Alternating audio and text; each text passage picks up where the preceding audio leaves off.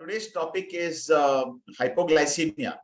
Now, this is related to diabetes, and we are discussing when the sugar can drop down in a diabetic patient. By definition, hypoglycemia is a state in which your blood sugar drops below 70 for most of the population. Some people might even tolerate a lower sugar. So, when the sugar goes below 70, there are all symptoms which can appear of low sugar, like excessive sweating, perspiration, shivering, tremors, and a discomfort, feeling of extreme hunger, pain in the pit of the stomach, and subsequently patient, if the sugar goes below 40, can also go into convulsions and coma. So before you reach that stage, you should be able to identify the symptoms of hypoglycemia and take corrective action as early as possible. Now, for example, who are the people who are likely to develop hypoglycemia? Especially those who are on anti-diabetic medicines like insulin. Oral hypoglycemic agents, especially sulfonylureas, are more prone to developing hypoglycememia. People who are on other anti-diabetic medicines are lesser prone to, though it is not impossible for them to get hypoglycemia. Now, also there are people who do fasting. Diabetic patients who go on a fast, they can develop. Those who have fever, those who have also other comorbidities, like for example, renal involvement, liver involvement, congestive cardiac failure, they are also more prone to developing hypoglycemia. Alcohol combined with poor intake can also lead to hypoglycemia in a diabetic patient. So we have to be aware of all these things. Another problem is hypoglycemia unawareness. Now, people who are on beta blockers, especially who are taking for hypertension and ischemic heart disease, the beta blockade prevents the hypoglycemia awareness, and this can also cause or trigger the patient to go into severe hypoglycemia. Now, how do you prevent this?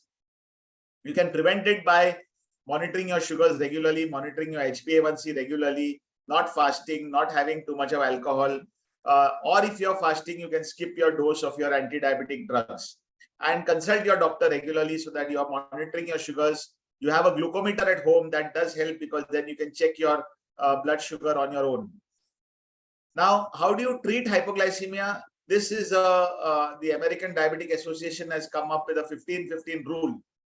Basically, when you have symptoms of hypoglycemia, you can take 15 grams of some carbohydrate-like substance. Like for example, you can have half a banana, you can have 4 ounces or 1 cup of some fruit juice that is available.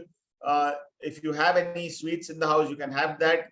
Or 3 teaspoons or 1 tablespoon of sugar, honey, or fructose in any form can also help.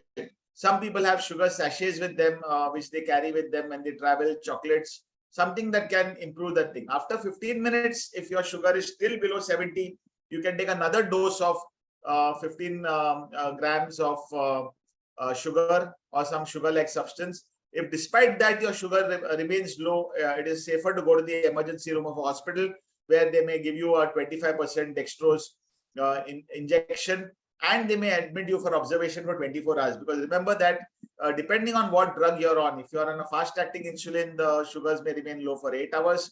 If you're on long-acting insulin for 12 to 24 hours, if you're on any oral hypoglycemic agent, it might take at least 24 hours for your sugar to come to control. So it is safer for somebody who's got severe hypoglycemia to be admitted in hospital for about 24 hours so that you can monitor their sugar 2 hourly in the wards or in the ICU. And you can give a continuous dextrose infusion to prevent recurrent episodes of hypoglycemia. Most of the cases of hypoglycemia are managed at home.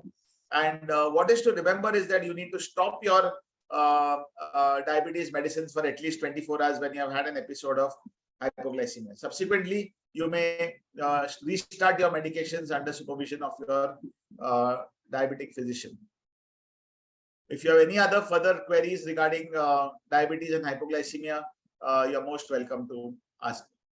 Thank you so much for the patient here.